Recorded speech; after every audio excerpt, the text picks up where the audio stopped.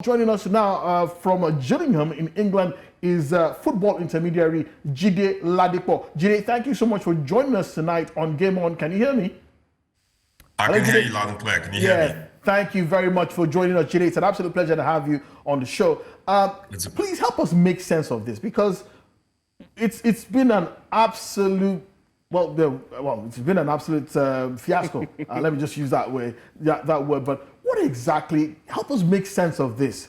How did it happen that Victor Osimhen's move broke down between likes of Chelsea, where he was offered maybe less than what he was collecting at Napoli, the Al-Ahli as well, where we're hearing that was offered a king's salary of £650,000 a week.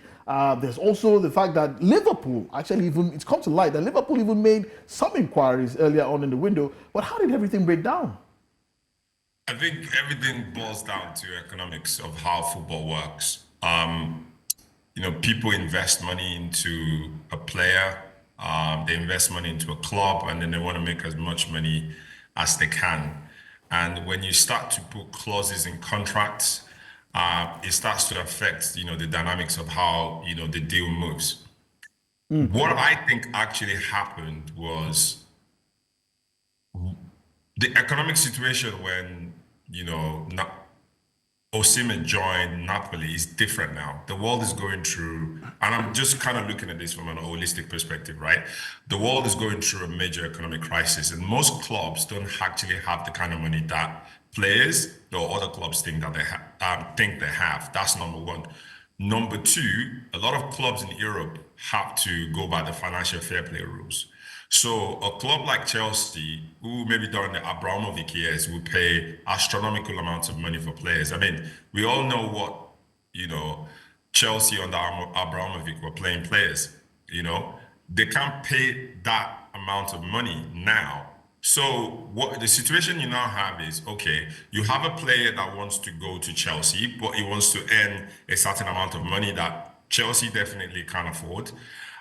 He doesn't want to go to Saudi Arabia. The Saudi Arabians are ready to pay that amount of money, but he doesn't want to go to Saudi Arabia.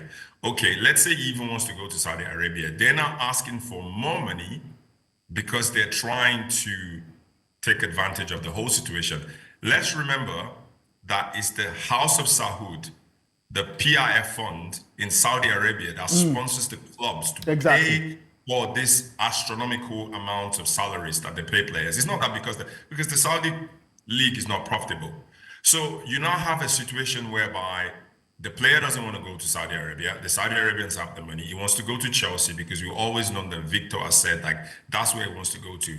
But they don't have that amount of money to pay him. And then the Saudi Arabians that have it said, okay, we'll pay you this amount of money. And then somehow they can smell blood and they said, oh, we want an extra 5 million. Who knows who that extra 5 million is? Nobody, yeah. So, but nobody knows. I think that's the situation that happened here. It's economics. Jide, let me just ask you this question now. Assuming you are Victor Osimhen's agent, and you're telling him that, okay, let's even agree that the Saudis agree, that they even agree to pay the Saudis decide to pay Napoli what they're asking them for. You have they're offering him maybe £150,000 in at Chelsea. He's currently on 300 at Napoli, and he's been offered £650,000 tax-free in Saudi Arabia. If you were his manager, where would you be telling him to go? I mean, look, as an agent, if I want to make money, I would say, oh yeah, go to Saudi Arabia. But again, as an agent, you have to put the interest of your player first. If the player says, I want to go to Chelsea because firstly, Victor Osimhen is still quite young. He's got a lot to prove in Europe. He's in his prime years. Why would he want to go to Saudi Arabia? So it depends on what the player wants. You can't want it for the player.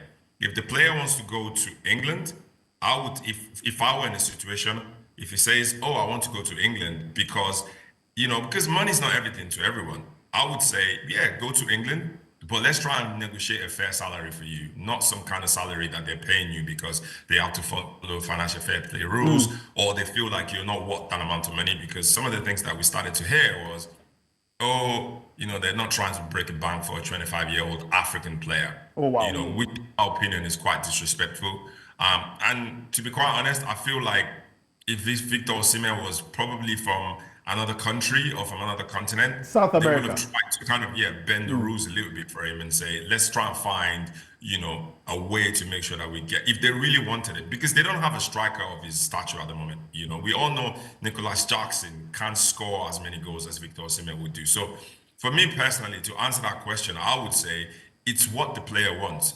As agents, we sign to a code of ethics that we put the needs of the player first. We don't say, oh, I want to make X amount of money, so let's just go to Saudi Arabia. Because if he's not happy, I mean, look at what happened to,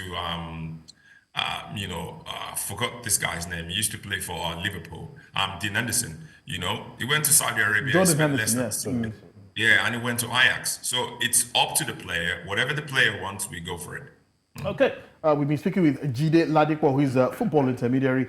Thank you so much for joining us all the way from Gillingham in England and helping us break down what has become a very interesting issue. So that the reigning African Footballer of the Year, Victor Osimhen. Thank you so much for your time, Jide. It's an absolute pleasure having you on the show.